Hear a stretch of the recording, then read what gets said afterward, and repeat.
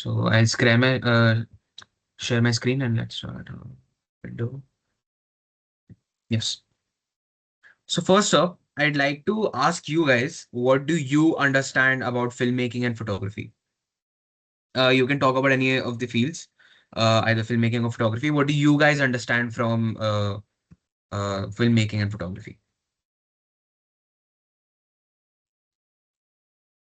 Would anyone like to volunteer?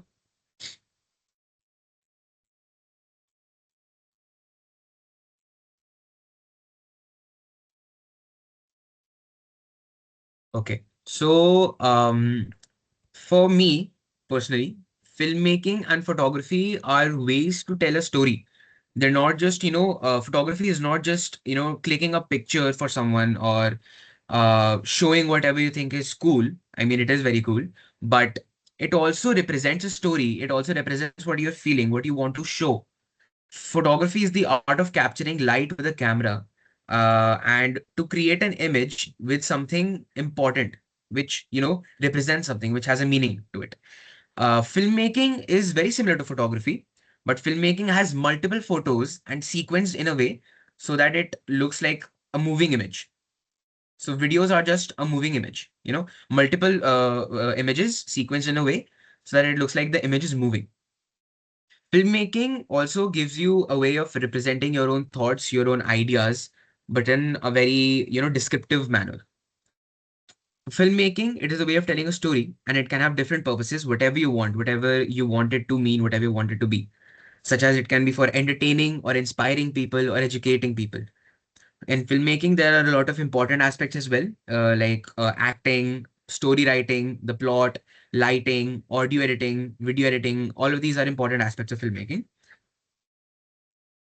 So, talking about the aspects of filmmaking now, I'd like to ask you guys a question. What is your favorite movie?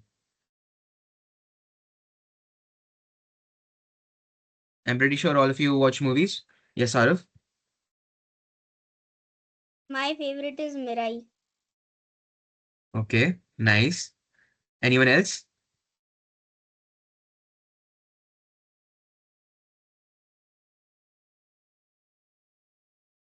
Harry Potter. Harry Potter. That's also a very good choice. So, what do you guys think are the plots of this movie? Do you guys know what plot means? So, plot means basically the main problem of the story. Yes, Shivansh, you can also say. Like a plot is a problem or like a problem that the character faces in the film or the movie. Exactly. It is the peak of the story of your film. It is the most important part. It is the part which gathers the attention of the viewers and the audience, right? So, without a plot, a movie loses its importance. Like, the main thing it revolves around. So, a good plot in a film is very important. So, for example, let's say Harry Potter. We can take the second movie of Harry Potter and the Chamber of Secrets. Guys have watched that? Yes. Yeah. So in that, the main plot is that there's this guy, Tom Riddle, right? And later on, we get to know that he is the same as Lord Voldemort. There's also the Basilisk and the Chamber of Secrets. These things are the main plots of the story. That they connect each other and they form a story, and it is the main problem of the story, and which Harry Potter and his friends solve throughout the film, right? So I'll take another film. Maybe you can take Avengers, right? The first Avengers movie. I think almost everyone must have watched that. So the first Avengers movie, the plot is that there is Loki, which is the main villain, right? And he is bringing the army of Chitauri, and they come down to take over the earth, right? So that is the basic plot of the film. That is the main problem of the film. So every film has its own plot. It has its own idea. Different directors, different films have their own concepts, which the film revolves around. And a good concept, a good plot makes a good film. And actually, the same goes for photography as well. So, for example, in competitions, we get a prompt which we have to follow. We get a topic to which on which we click a photo, and we have to explain how that photo relates to the prompt. So the photo we're clicking, it should have a meaning. It should show, it should represent the prompt that we're talking about, right? So in that as well, you need to have a story in your mind which you're trying to represent from that photo. Basically, a basic concept. So the second aspect of filmmaking is scripting and storyboarding. Scripting and storyboarding is one of the most important parts of a film. Scripting is obviously, choosing basic dialogues of the film and how you want to sequence the film, sequence of dialogues and the characters talking to each other, and showing basic conversations which set up the characters development and their how they react to each other. And storyboarding is very important in filmmaking and even in photography, because so basically what storyboarding is that you decide the shots, decide the photos already in your mind, how you want to click and how you want to record them.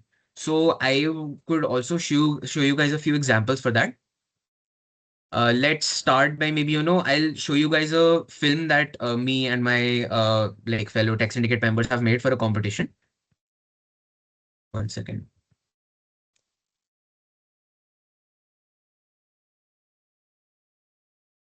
I'll share my screen once again.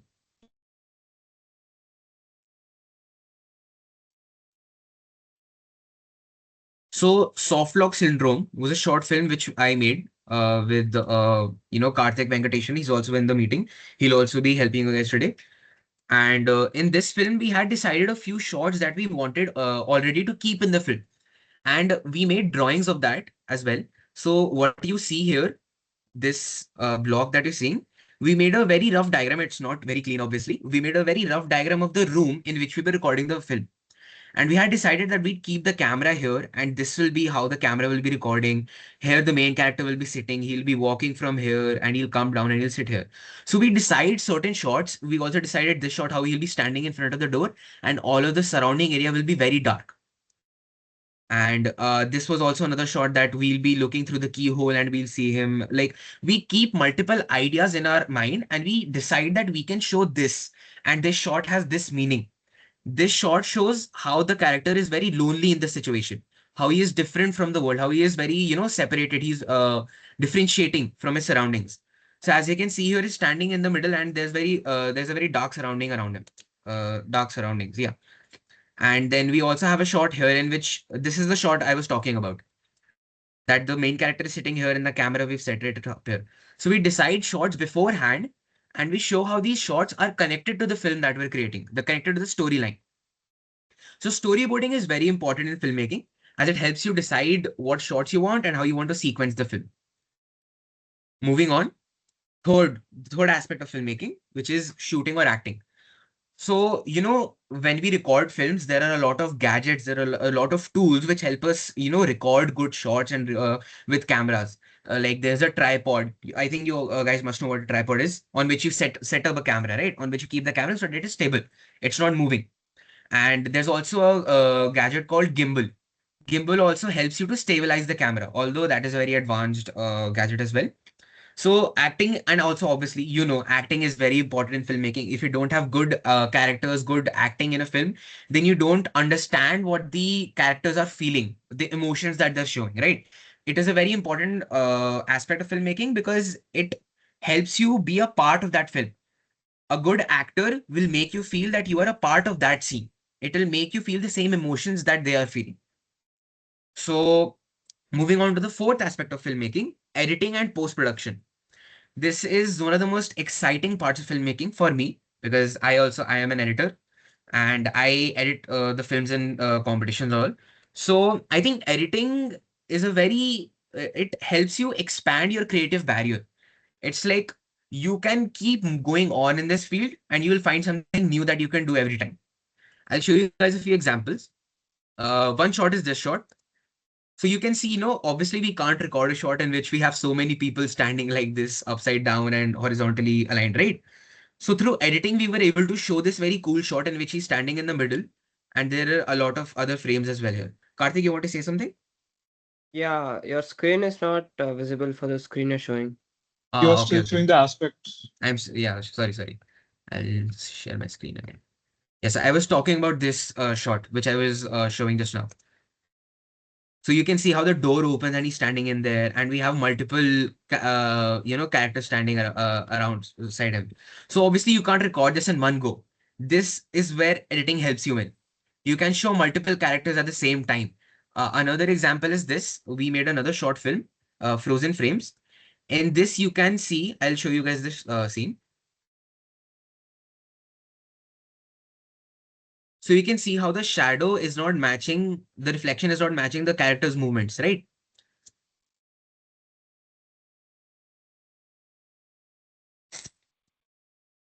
All of this can be done through editing. So editing is a very creative field. Editing can help you do multiple things that you are not able to do normally. Another idea is this shot. Maybe I can show you guys this. So you can see how wait, I'll show you from here.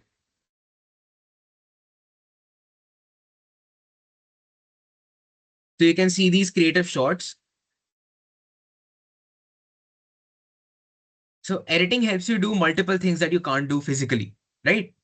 So this is a very exciting field. And if you deep dive into editing, there are a lot of things that you can do. So moving on, now we'll go on to camera basics. So now we'll understand how cameras actually work, how cameras take in light, how cameras record, and how cameras take photos. I'll share my screen again once.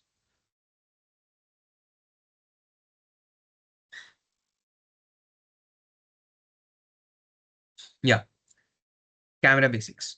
So you guys know how, like, do you guys understand basically how a camera works, how a camera takes in light? Would anyone like to, volunteer, maybe if they know anything, if they want to talk about it or anything? The shutter takes in light at a specific speed, allowing a higher amount or lower amount of light to get in, which is then captured by a light sensor, which converts it to electrical signals, which is converted into a photo. Yeah. So that's very well said. I'll just simplify it for you guys. So here you can see a basic diagram of a camera. So what this is also the same camera I have. Obviously, multiple people have different cameras. I have a Sony camera. Some people have a Canon camera. Some people have a Nikon camera. Every camera has its own feature. Every company, every brand has its own way of designing their own cameras. They can have different buttons at different positions. So it's not really, the same way for every camera to function. Every camera has different things in them. So don't really follow this diagram and think that her camera ka diagram would be the same.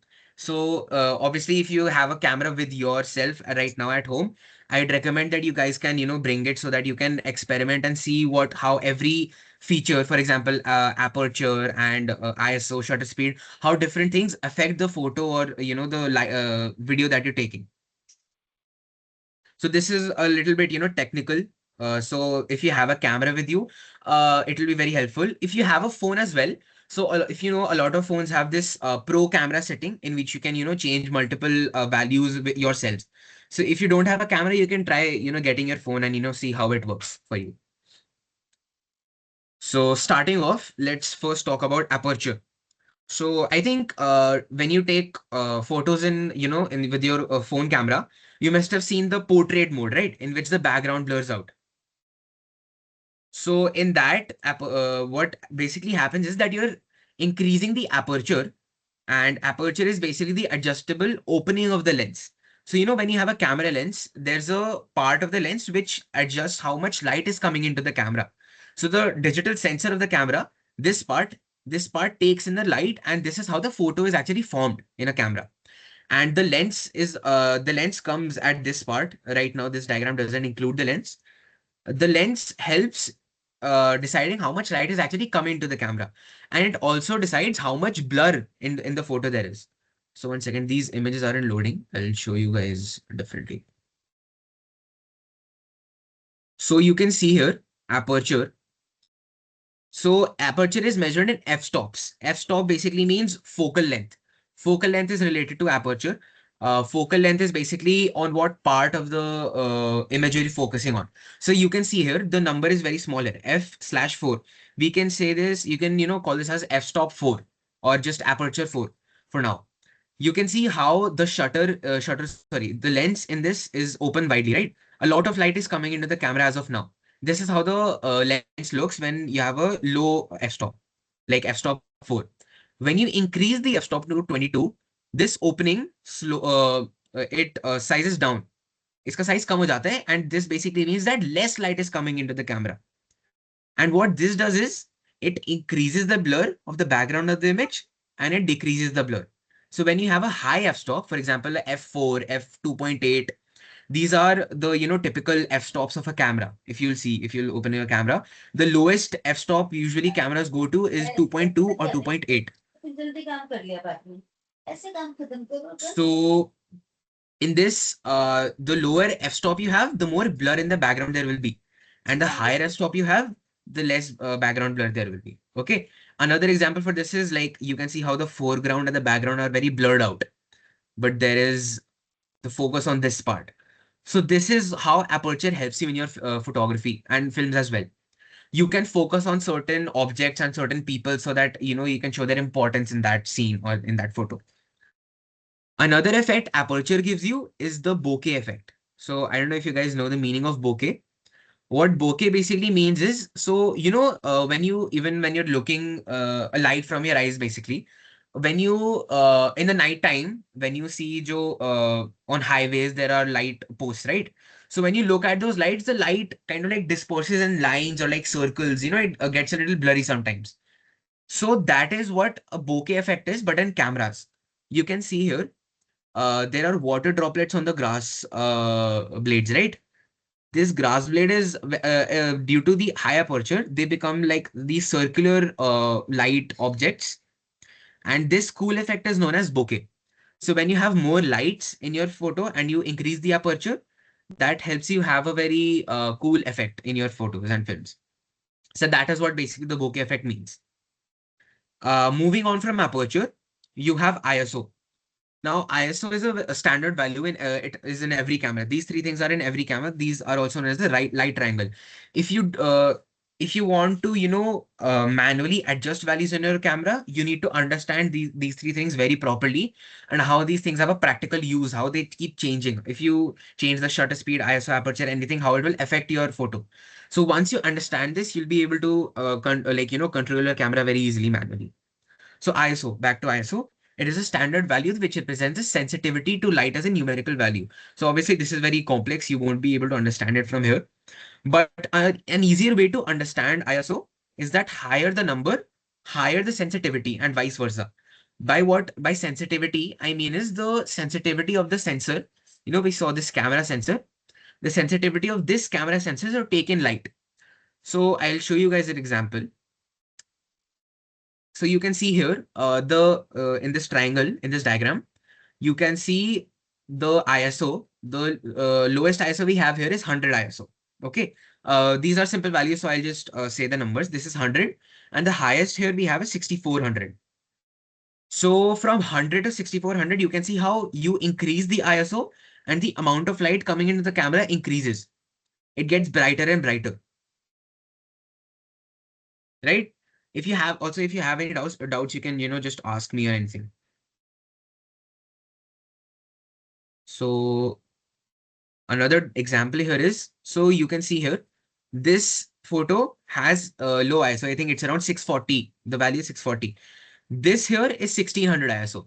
If you look closely, there's a very little difference in the lighting of the both of the photos. Can you guys see it?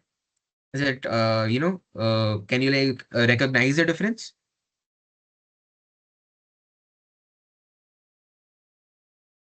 Anyone?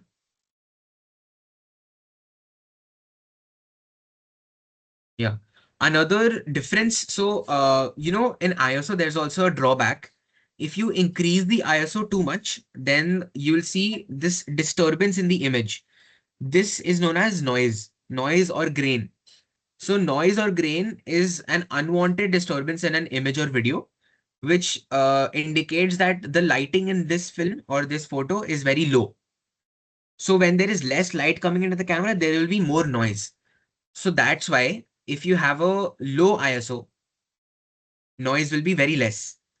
But if you have a high ISO, there will be more noise. So if you control your ISO, if you have a camera right now, if you change the ISO and you'll see, the visible grain or visible disturbance in the image, it will be very visible because ISO is what controls that part. So if you lower the ISO, there will be no noise. That is why ISO is a very important aspect in filmmaking and photography whenever you're controlling the camera. Moving on, shutter speed. Now you can do a lot of cool things with shutter speed. I'll, just show these examples to you in a few minutes. So shutter speed is the length of time a camera's shutter remains open. So I'll also show you from the diagram here. So, just above this camera sensor, there is a camera shutter, which allows light come into the camera. It decides for how much seconds, milliseconds or a second, the light will enter the camera. So usually shutter speed starts from, it has these values 1 out of 250. What this actually means is that for 1 second divided by 250, that is the duration for in which the light is coming inside the camera. So this is how, very minute time, a very short span of a second, very, very milliseconds mein hota hai ye sab. This is how fast cameras work. And when a light enters the camera, it creates multiple effects. So you can see here, shutter speed is how long your camera lets light in. So you can see how the low shutter speed is like 1 out of 10, basically 1/10 of a second. So you guys know, right, that 1/10 and 1/100th of a second, the different fractions and how this fraction is bigger than the other fraction. You guys understand that, right? I think you guys must be learning that in maths right now. So if you have a very low shutter speed, the image will be very blurry. It'll be very, the motion, there will be a lot of motion blur. This is what you call motion blur. But if you have a higher shutter speed, the image will be very crisp and very clean. Very basically, it won't be very blurry at all. So if you increase the shutter speed, you can also have cool photos like this. So I think you guys can recognize this is like an auto, and I took this photo increasing the shutter speed and changing the other values, and it looks like the auto is moving in this photo. So this is what shutter speed can help you create. It expands your creativity. Even this shot, you can see that the a girl is sitting here and other people are walking in the background. So this is how shutter speed can help you create creative shots and express your feelings how you want them. Yeah, Another one second, thing, Naitik. 1 second, Naitik. yeah, Yeah, Hitarth, yeah, what guys. happened? What is the default shutter speed in a specific default camera? Yeah, so typically there aren't any default settings in a camera. I'll also, yeah, so let's talk about this. That's a, good question as well. So you must have seen these manual control modes in cameras, right? Yes. So usually in cameras, a lot of people set this manual control mode to auto, this auto setting. So what in auto settings, what happens is the camera itself, it, analyzes how much light is coming into the camera and how much light would be okay. And it changes the value itself. So usually the standard is around 1 by 100 or 1 by 200, depending on the lighting. So if, for example, if I'm in a broad daylight, maybe in the afternoon or evening, for example, let's say this time only, it's right now 4 o'clock. So if I'm going outside and at this time if I go out, I'd keep the shutter speed around 1 by 200 or 1 by 250 or maybe 1 by 150. So that is what the standard shutter speed would be in a camera. And this is why auto, I don't recommend for people to use auto modes. Obviously, if you're a very beginner, then obviously you should go ahead with that. But what auto does is that it changes the value itself for the shutter speed for ISO and for aperture as well. It changes itself so that light is stable in the camera. But if you're doing it on manual, that is where the real challenge comes in. How you want to, how much light you want to, you can control it yourselves. कि अगर आपको dark सा shot रखना है, if you don't want a lot of light, if you want a very dark shot, then you can increase the shutter speed. That is, keep it to a higher number, maybe 1 by 500, 1 by 600, or 1 by 1000. So that will mean that less light is coming inside the camera. But if I want more light, if I want a very bright shot, then I can, decrease the shutter speed to maybe 1 by 100 or 1 by 150. So I Oh, hope that clears your doubt. yes. Uh, Yeah. Naitik, can I add? Yeah, and sure. So, Hidat, as you said, like if you are having problem in like deciding the shutter speed, instead of using the auto mode, or the manual mode, there are other modes like shutter priority or aperture priority. So in that what you can do that yes. So for example, there is S over here. So in the dial, if there is S and you select to S, this is shutter priority. So if you set your shutter speed to like 1 by 80th or 1 by 100, then the camera will automatically control the aperture according to the conditions of the lighting. And also with the A, it's the same, like it's aperture priority. So when you set the aperture to like what you say, 1 by 1, so f by 5.8, let's say. So the shutter speed will adjust automatically to the lighting. So that's how you can also see. You can also like if you're very confused that you do not know, what you want to select as your shutter speed, then you can also do that. Okay. Also, guys, I would like to, add one thing. For fields like filmmaking and photography, obviously, I am teaching you guys the basic theory in the first class because it's also very important. But in fields like filmmaking and photography, practical experience is very important. You won't be able to understand properly how a camera works or how these fields works until you actually take a camera in your hand. You actually try to take photos or record something, because that is how I learned filmmaking and photography, and that is how most people do learn these fields, because this is a very creative field. This is You have creative freedom in this. You can create, you can capture whatever you want, whatever you see, whatever you feel like, you can do in this field. So learning these fields, it isn't just based on theory, but it's very practical. Learning is so important in this field. When you take a camera, when you take a photo, and when you actually try to do things, that is when you understand, अच्छा, shutter speed ऐसे काम करती है, aperture ऐसे काम करता है, ऐसा ऐसे काम करता है. Because at the start, I also didn't know how these things work. I would usually put the settings to auto and I would just start recording or start taking photos how I felt like it. When I started, trying to change the values manually, that is when I actually understood that these values have actual meanings and how you can create multiple things just by tweaking the values a little bit. So I'd recommend you guys, if not now, but you could borrow a camera from your friend or family, anyone. If you have a camera, that's very helpful for you. That's very great. I'd recommend you keep it with your self right now as well, and keep changing the values and keep seeing how different things affect your photo and the image that you're capturing. So that helps a lot in learning filmmaking and photography, and how you handle a camera. So yeah, now I'd also like to talk about these cool effects. Light painting. Arnav, I think you can also continue on this topic, how light painting, how you can create images like these. So I'd just talk about this one. This is a photo I clicked around, I think, a year ago. What I did was I just increased the shutter speed. So what I did was I decreased the shutter speed. The shutter speed was around, I think, 10 seconds. So for 10 seconds the camera shutter is open. That means a lot of light is coming into the camera. So to balance the light, what I did was I decreased the aperture. I kept the f-stop aperture to 22. So what that helped me in reducing the light coming into the camera. Still that wasn't enough, so I also decreased the ISO. I kept it to 100. So that also helped me decrease the light coming into the camera. And this is how I captured this light. I took my the phone's torch, and I made, the letters T and S. So this is how I was able to capture this photo, like writing TS on just in thin air. Same goes for this photo. So we got this from the internet, and this is, I think, a firecracker. The guy is holding in his hand and he's moving it around. And I think in this photo as well, this is obviously in nighttime, so it was a little bit easier to take this photo. But they would have increased the shutter speed, and then decreased the shutter speed, and then they would have controlled the aperture, decreased it, and decreased the IS as well, so that they can focus on the light that they want to record. And so you guys also must have seen the images of stars and the galaxy photos which we click from big cameras.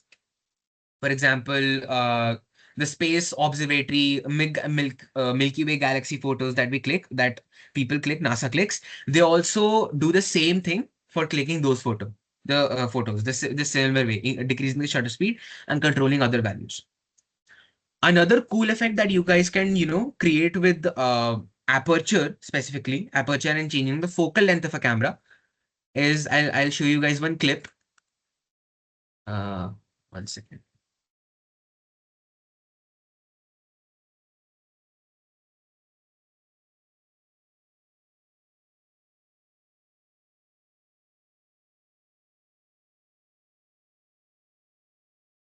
Yeah. So in this shot, I'll go turn by turn. These are three shots from Marvel movies, as you can see. The first one here, you can see how the background is moving in this, but the size of the main character remains the same. So you know this cool effect, this distortion effect in the background. This is what you call a dolly zoom. So obviously, I won't be teaching you guys how to do it because it's a very complex thing. You need to obviously understand how a camera works properly, how different of it. There are multiple dials in a camera. Maybe we can take this further up in in the next class or the next class if you guys want to learn how to do this. But this is what you call a dolly zoom.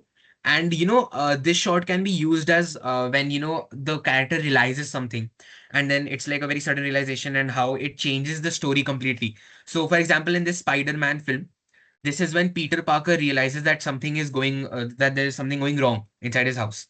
So this is where a dolly zoom is used. It represents how his senses are awakening and he's understanding new things that he wasn't understanding before. So this is how dolly zoom can help you create your story more. It can help you create more descriptive shots and descriptive films. Moving on. Arnav, would you like to maybe show that storyboarding as well for photography? Uh, you have something else to say, or should I show it right now? Yeah, you can show that storyboard that we had made so that they can understand how storyboarding also works in the film, because I was going to move on that topic as well. Okay, I'll just share it then first. Yeah. So storyboarding, we talked about it in the aspects of filmmaking, right? So My in the screen aspects visible. of film, yeah, screen is visible. Just 1 second, I'll just give the basic intro. So storyboarding, I was talking about, storyboarding is also used in photography as well. So for example, in competitions, we sometimes get a prompt that we have to create a storyboard of multiple photos, for example, 5 or 6 photos, and we have to create a story from that. That is also called a storyboard.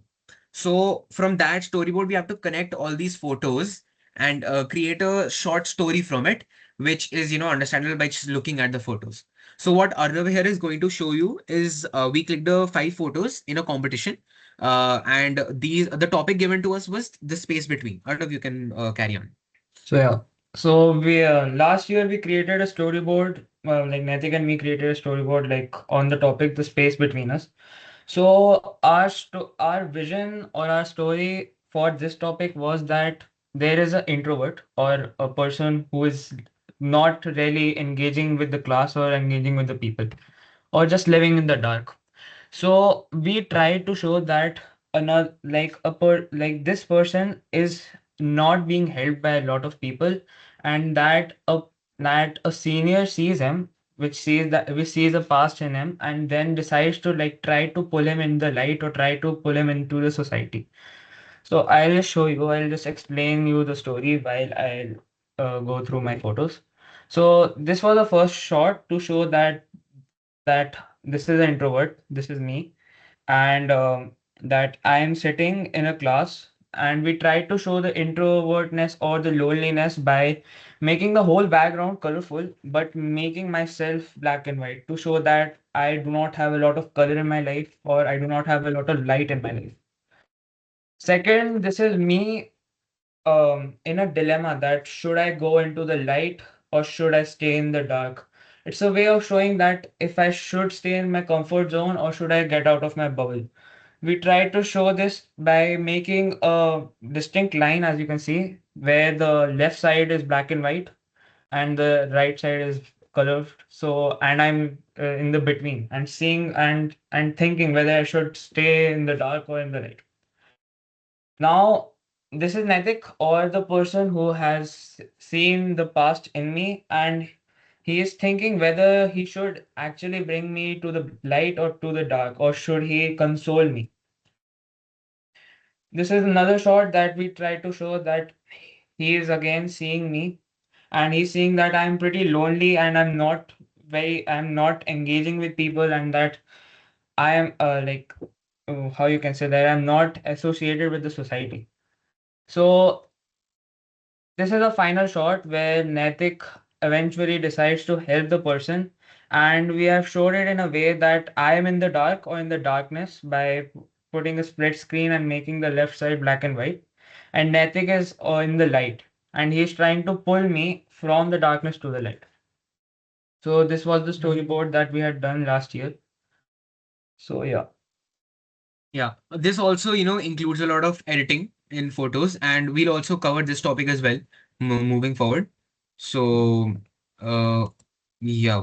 Also, guys, I'd like you guys to be a little more interactive so that I can also clear your doubts. I was thinking maybe you guys can also talk about a few of your favorite films and some scenes maybe that you guys remember. And if you guys want, we could try to break them down, or we can talk how a few details, few hidden details that they must have had it, or if you could talk about anything. If anyone would like to share something, anything, if they maybe have a camera, you can also bring it and you can show us some of your work or anything so that I can, talk about something and help you clear your guys' doubts and talk about anything that you guys want. If anyone wants to talk about something, if anyone wants to ask something, anything at all.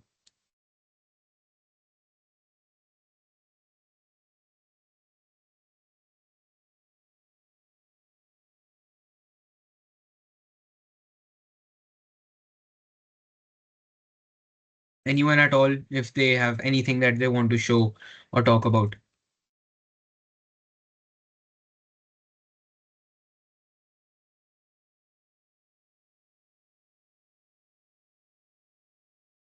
Okay, it's okay. Um, we can maybe move forward or so. Okay, so until then, maybe I can guys, I can show you guys one of my films to you, so that you can also understand how I can, show my thinking behind what I had before making the film. So you can also understand how, the process, like how our mind works before creating a film.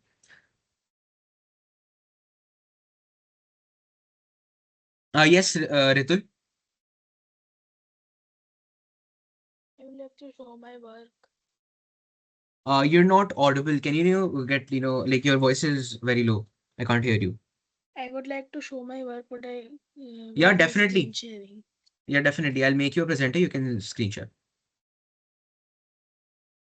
Karthik, could you help me? Uh, Yeah, sure.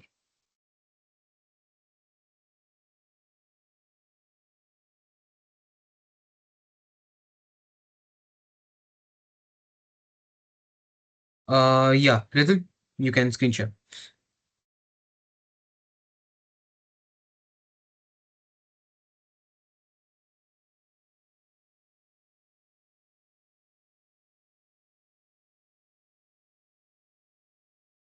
Please wait a second. I have to like find the folder. Sure, yes. You guys can also, take a short break, drink water or just because we've been going for, I think, about 45 minutes now.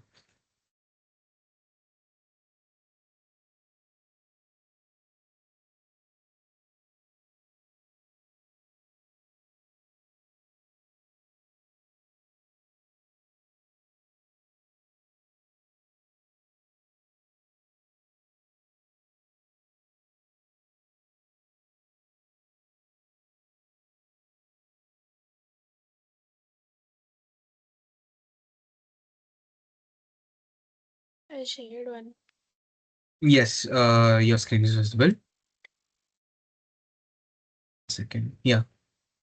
Nice. Where did you click this photo? In the Ravli Hills, I went. Ravli Hills. I think this is the leopard trails, right? Yeah, that's the Ravli Hills. Yeah, yeah. Nice. This is a nice photo. So if we like strictly talk about improving this, what so I was actually going to cover this one part of the photography session in the next class, but I can also talk about here. In photography, so there's this thing called framing and compositioning, how you decide what part you want to capture comes where, and deciding so okay, for example, in this photo, I think the aspect ratio of this photo is also a little bit different, but yeah. So what you can do to improve this photo is maybe you can try to straighten the photo a little bit. The angle of the camera is, I think, a little bit, tilted. So obviously, I think if you can next time that you click a photo, try to keep the camera straight, and also think about how where you want to place the mountains and where you want to keep the road. Imagine like you're making a drawing, right? And how when you're making a drawing, you want to keep the road at this place, and yahan mountains aenge. This will be the part covering the sky. So putting more thought into that helps you create a very, like, just small changes in your photo can help you create a very a big difference in the product that you have. So obviously also this is a very nice photo. And later on, maybe when in the second or third class, when I teach you guys how to use Lightroom or different softwares to edit your photos, you can edit this photo as well, and we can improve this moving forward, right? I have one more actually. Yes, you can show. If anyone else also wants to show their work, they're open to show screen share and show their work.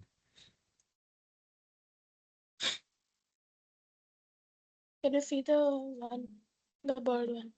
I can still see the mountains one. I'm not able to see that one. I think your screen is Wait. still shared on that. Yeah.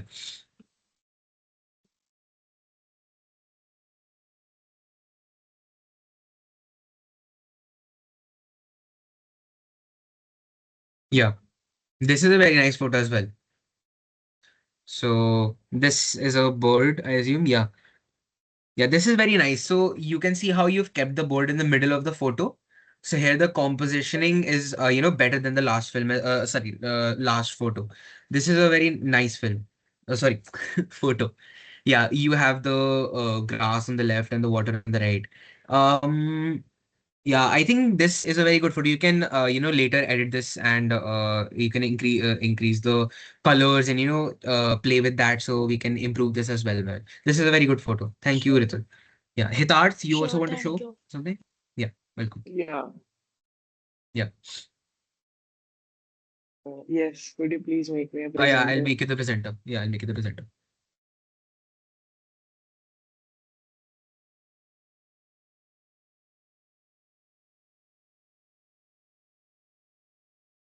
Yes, just a second.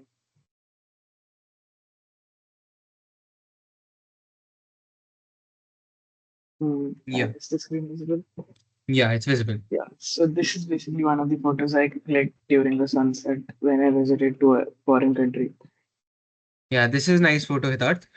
Uh, Yeah. So I think so I'll just this was very nice. I can just talk about how we can improve this later on, obviously, when we start editing photos. So the aspect ratio of this photo was, I think, almost a square, if I'm correct, right? Yeah. Yeah, so what we can try to do moving forward is you can edit this photo, maybe make it more rectangular. You could try using the aspect ratio 4:3, and you can cut a little bit of the sky, because I think right now there is almost a 50-50 split between like the sea and the sky, right? So you can obviously, color grading is secondary, we'll move on to that, but just talking about how you want to frame your photo, you can reduce a little bit of the sky, and you can I think otherwise that film photo is very good. I And mean, can I add? Yeah, Arnav.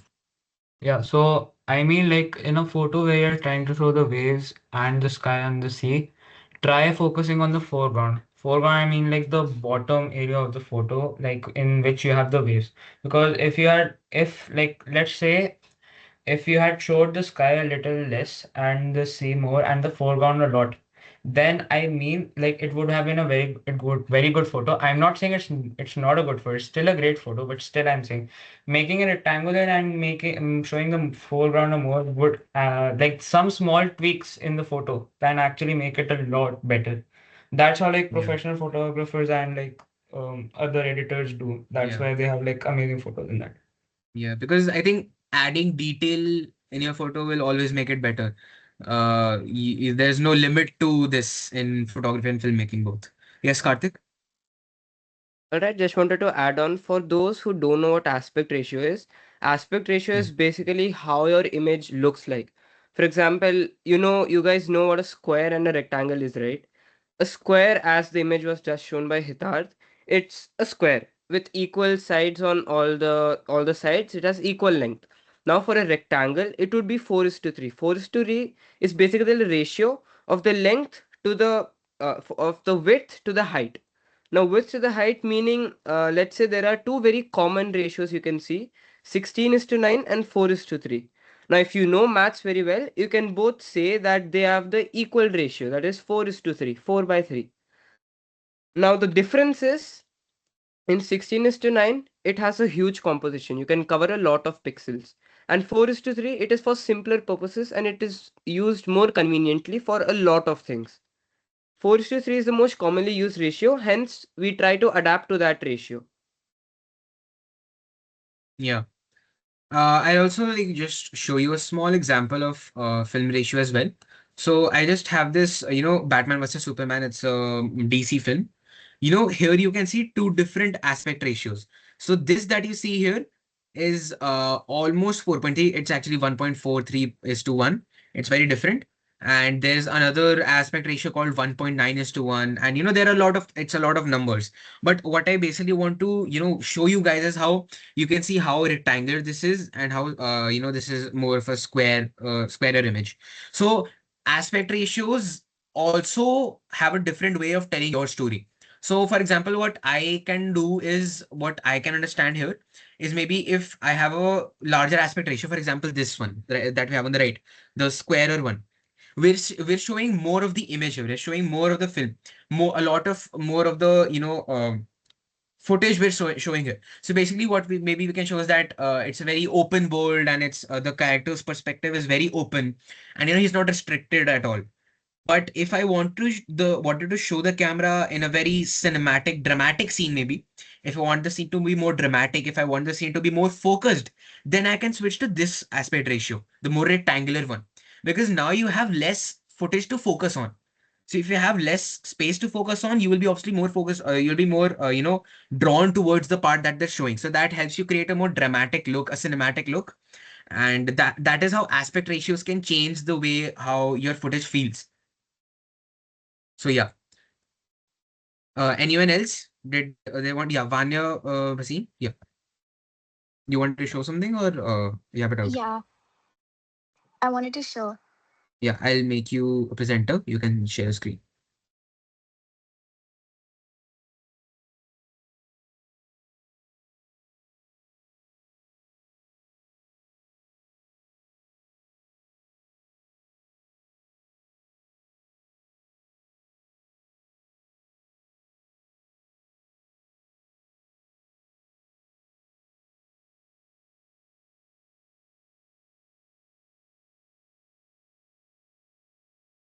Yeah,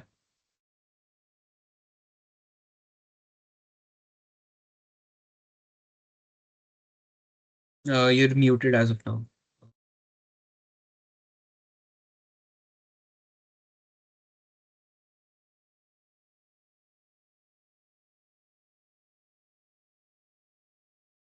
Can you see the screen? Yeah, it's visible. Yeah. This is This one is of the photos I clicked. Yeah, this is very beautiful. You can see, I think the colors are very good in this photo, and the compositioning is actually very nice. So you can see, the road going down the way, and this is also a very common practice used by photographers to show long hallways or long roads. Just one thing, I mean, I just want to add, if if you would have taken this photo a little bit from the left, if you would have just like moved a little left, maybe on the in the middle of the road, it would have been a very symmetric photo as well. So obviously the more symmetric a photo is, sometimes the more satisfying it feels. This is also a very good result. This is a very good product. And yeah, I like the framing you've done here and the composition. The colors are very nice.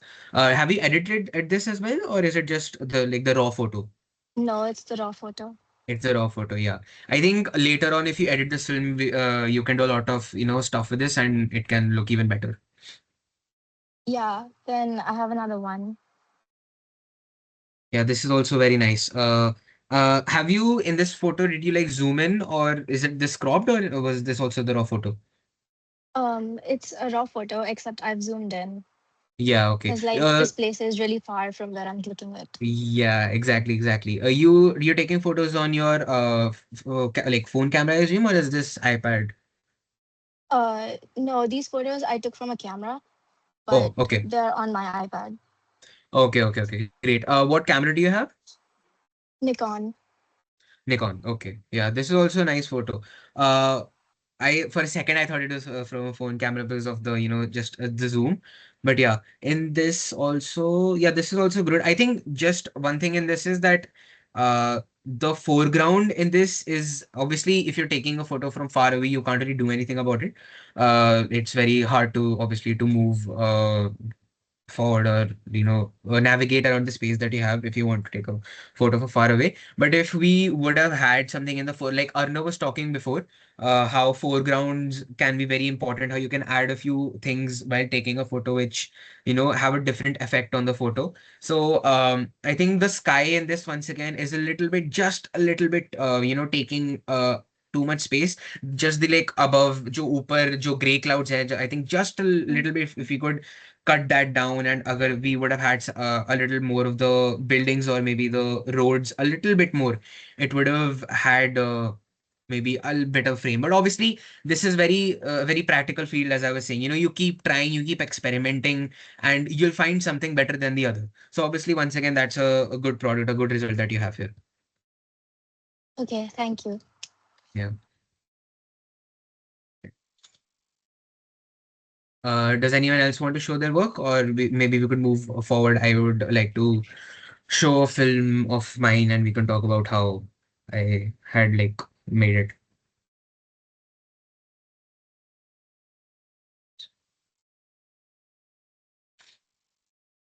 Okay, so I think I'll move on with a film of my. I'll share my screen one second.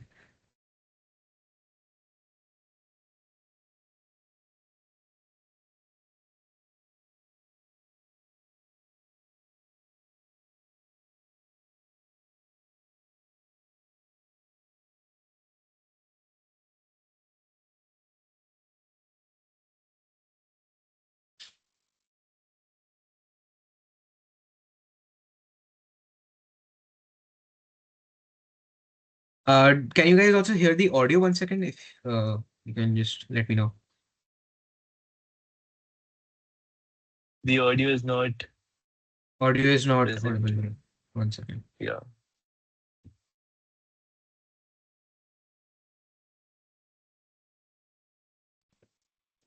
Is it audible now? Yeah. It Okay. is, it is. Yeah, it's audible. Also, Yeah. guys, एक चीज और, Jay Duggal, the one who's giving that feedback, is our Tech Syndicate president. If you all didn't know. Yes. Hi guys. Mhm. Hi.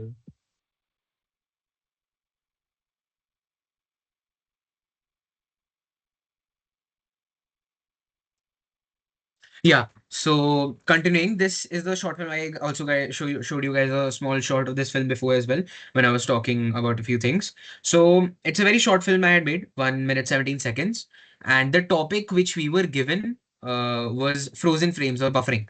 So I'll I'll play this film and keep talking about how the what idea I had in mind or what I wanted to convey.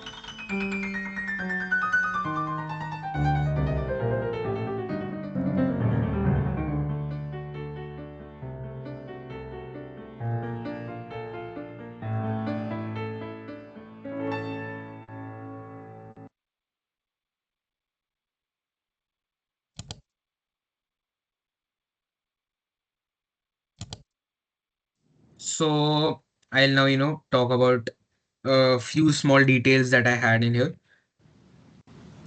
So what I basically obviously wanted to show was, how the world stops. It keeps buffering. It doesn't work how you want it to work, and how chaos takes over and, disturbs everything that you have planned or everything. So you can see a girl, she's working in the IT lab, or and you can see how I've, focused this shot from her and changing to the camera, sorry, to the desktop screen, showing the time, because I wanted the viewers to, see that right now it's 12:09.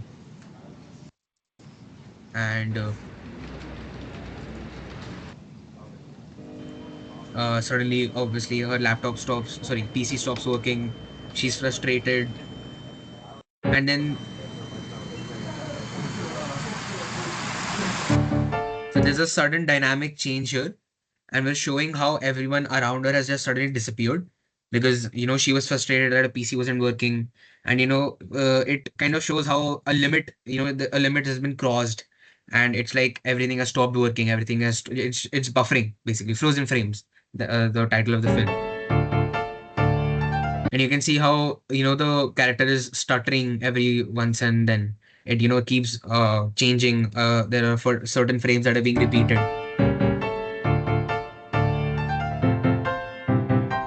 In the last shot, I once again turned the focus to the desktop screen, showing how the time has also stopped moving. It's still 12:09, even after, the time had passed, but the time didn't change. Now she's going through the corridor.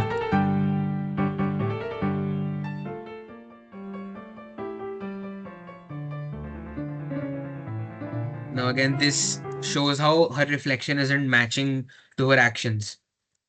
This is where the world starts distorting, and now certain things change. You can see how she doesn't, stutter. The main character doesn't stutter, but this side character, it starts buffering and it starts moving weirdly. Basically, the world is just very, very disconnected from her. So we're showing these small shots, very small filler shots, and these actually, one more thing I wanted to add. A lot of, new filmmakers or a lot of students, they make this mistake. They want to maybe show their story, right? And when they're creating a film, they just take shots, or they just take photo videos of the part that they want to communicate, the dialogues, and just straight up shots that are strictly related to the script that they have written. But adding filler shots and adding, b-rolls, you call these b-rolls, adding shots and small parts like that can, increase the feeling of the film you want to convey. So like in the starting, I added two to three extra shots showing that the time is there, and that the IT lab is full of students. Everyone is working there, and suddenly everyone has disappeared. So adding small details like that leaves an impression on the viewer, and it allows them to understand that what actually is going on. It doesn't just feel like monotonous, or like just a plain conversation that is going on. And obviously, background music is very important I in think, filmmaking. I Yeah, think, I yeah. think we have someone with a hand raised. They have any doubt or anything? Uh, You can. yeah, I think Vanya Vanya had Basu. previously showed an image. I thought, yeah, I think she forgot to turn down her hand from that Okay, point. sorry. Notes. So, talking about the background music, that is also, I'll cover this properly in the second class. So, background music is, I think, for me, one of the most important parts of filmmaking. Background music helps you create an environment, and it helps you create that feeling of dramaticness, or maybe sadness or happiness. It completely changes the emotion, it completely changes the effect it has on the viewer. So right now you can see in this part, the music, there's a shift in the music, a little shift. I've timed the film here so that when this scene happens, it becomes more dramatic. So small details like these are very important. Now here you can see this is a long shutter shot that we had talked about in the presentation that I had shown you guys before. If you guys remember, I had decreased the shutter speed here, and this signified how the world is starting to her world is completely chaos. She's not able to understand anything. She's not able to feel anything. She's disconnected, and chaos has taken over her world. This simplifies that. And obviously, the end is a very open interpretation how it was just a simulation and we are refreshing the page and it's like a kind of a loop and it starts again. So yeah, this is a very short film, and in each film you have different prompts, you have different ideas, and you keep building on that, and you keep adding things to it, and you finally have this one story. And even after a lot of time, what happens is that guys have a story, you guys have this idea in your mind, but you keep changing it, you keep getting new ideas from it because this is endless. You can't have one final result. Even after making a film, you will get an idea that, acha, oh, we could have done it like this as well. So keep experimenting, keep trying, keep changing things, and once you get a good idea, you can, start working on it. So I think we can move forward now, talking about the different softwares and applications used in editing.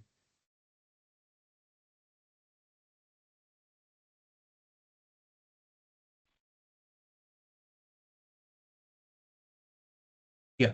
So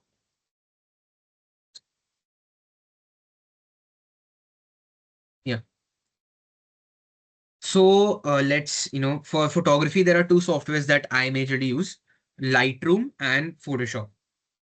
So Photoshop, I think these two, all of these softwares, by the way, here are Adobe softwares. And Photoshop, I think everyone has heard about Photoshop. It is the industry standard software for raster graphic editing. Do you guys know what raster graphics means? So raster graphics basically means pixelated graphics. When you zoom into an image, you'll see small pixels which create up that image. So one image is created of thousands of pixels. So raster graphic editing it deals with that field. And you can obviously do a lot of things in Photoshop, but for specifically for color correction, I recommend using Lightroom, because in Lightroom you have, I think, more freedom for changing the colors and different things. I'll show you guys an example as well. I'll share my screen and maybe I'll show you guys how I edited one of my photos. So I have Lightroom open here. And so let's take this photo as, for example. It's a photo of a car. And yeah, so you can see how there are different boxes and different aspects of you can for editing in Lightroom. So first up, we'll take light. So you see there are different options here: exposure, contrast, highlight, shadows, whites, and blacks. Each and everything does its own thing. Now, obviously, I won't be, diving into everything and explaining you how it affects your image. I think once again, this is a very practical field. You experiment, you keep trying, you keep changing values, and you get to this one point where you feel that now the film looks perfect. So, the original photo looked like this, and now it looks like this. So you can see there's a lot of change. There's a lot. I changed a lot in this photo. So I reduced the exposure a little bit because I think it was right now the film is very dull. Photo was very dull. I increased the contrast. If I decrease the contrast, this is what it does. So by increasing the contrast, I added a little more sharpness in the colors. So and I played with the highlights and everything. This changes a lot of things. It changes the light and the light parts in the photo, the dark parts in the photo. You can change multiple things with this. Point curves are complex. I don't think I need to dive into it right now. I can teach you guys in this in the like forward classes. Color. So color, you can change the temperature of a photo. Temperature, as in you can, for example, if you want to show a warm background, warm surrounding, you can increase the temperature. If you want to show a cold surrounding, you can decrease the temperature. There's a tint as well. I haven't added a tint in this. Vibrance, you can change the vibrance is basically how much the colors are popping in your image. Do you want the colors to show more, or do you want them to, just be a little अंदर दबा देना, जैसे colours को दबाते हैं and colours को उभरना जिसको कहते हैं. So that is what vibrance basically means. Saturation is basically how much color you want to how much black it is the difference between black and white and a colored image. If I reduce the saturation, there's no color at all. It completely removes the color out of the image. If I increase the saturation, it adds more color to the image. You have certain effects here as well: texture, clarity, dehaze, vignette, grain. What I personally like to do is I add grain in a lot of my photos.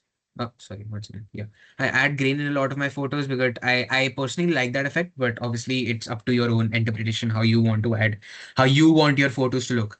I think another thing in photography is that, some people don't like certain things, but other people love that same results, love that same product.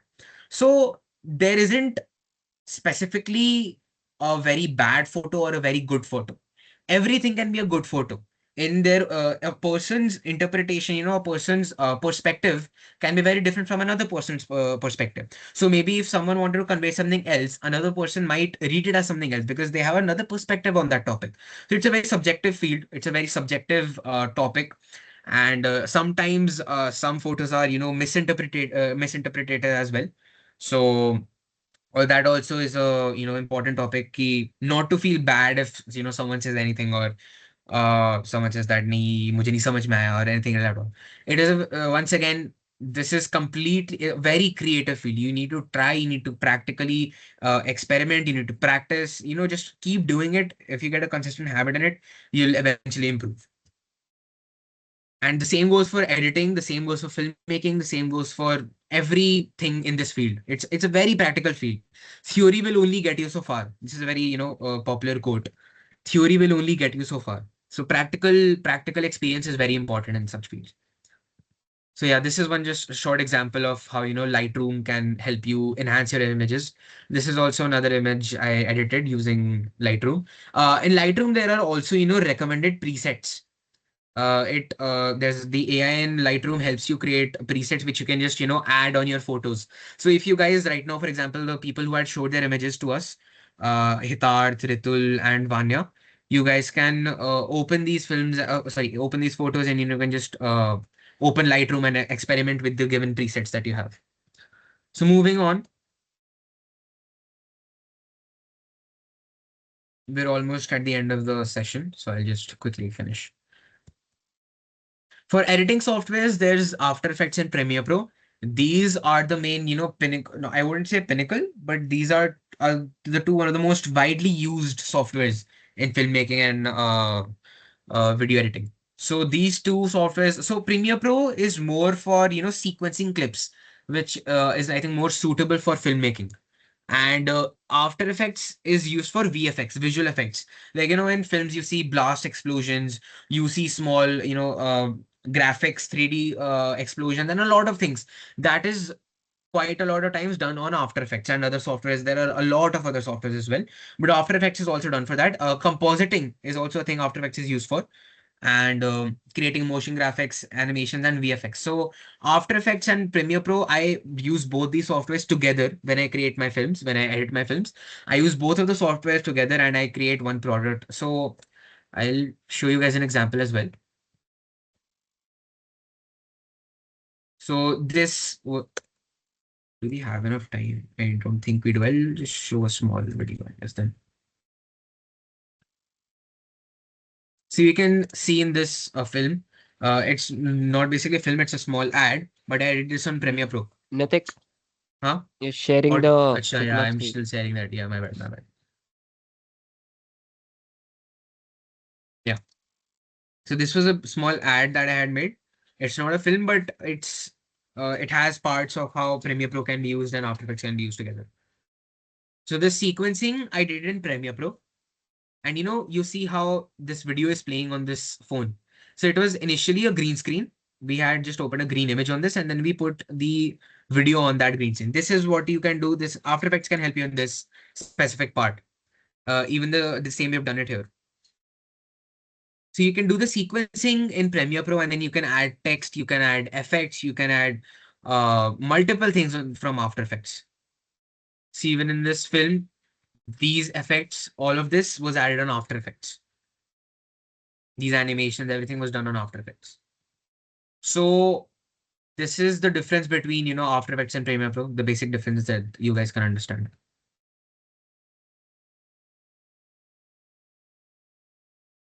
Moving forward.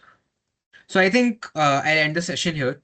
Just one small thing that I would like to, say before ending this first session here.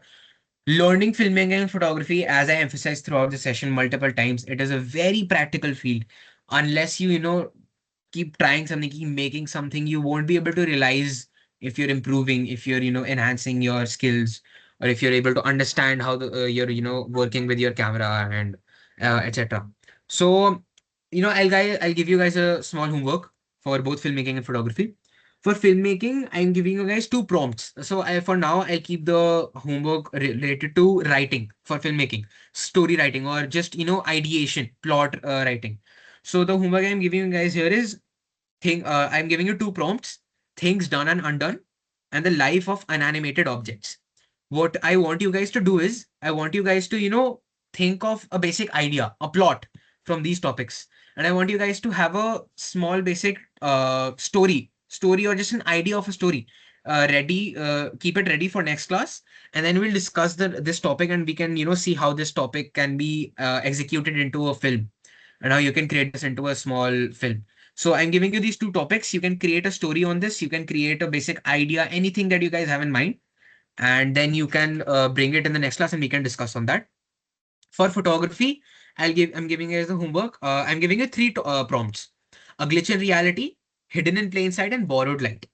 I want you guys to click a few photos on any of these, maybe all three. Like जितना भी time है आप लोगों के पास, you can experiment on these three prompts and you can click photos on this. And I want you guys to bring whatever you can, whatever you understood, whatever you learned.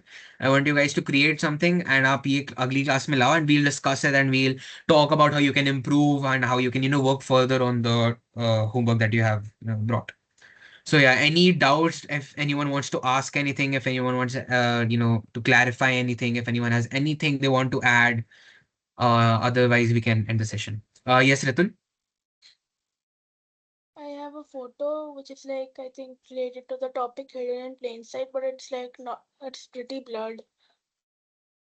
Okay, so maybe you can try to retake that photo before the next class. We'll have it either next Saturday or maybe a day in between of this week. I'll let you guys know on the WhatsApp group or the Discord server, wherever you are. So you can try to retake that photo, or if you can show it now as well if you want. You can send it maybe on the WhatsApp group, or if are you in the Discord server? No, I'm not, but I can join. Yes, I'd recommend you to join, because there we can talk easily. You can DM me as well if you have any doubts. So you can maybe send that image, and I can help you for before the next class on how you can improve and work on that image. Okay. Yeah. Anyone else, if they have anything to say, or we can end the session. Yeah. Okay then. Thank you everyone. I hope you guys will work on the homework I've given you guys, and we'll discuss everything further in the next class. Okay. Thank you everyone. Bye. Thank you so much, everyone. Thank you, Naitik. Thank you, everyone else. Thank you, everyone.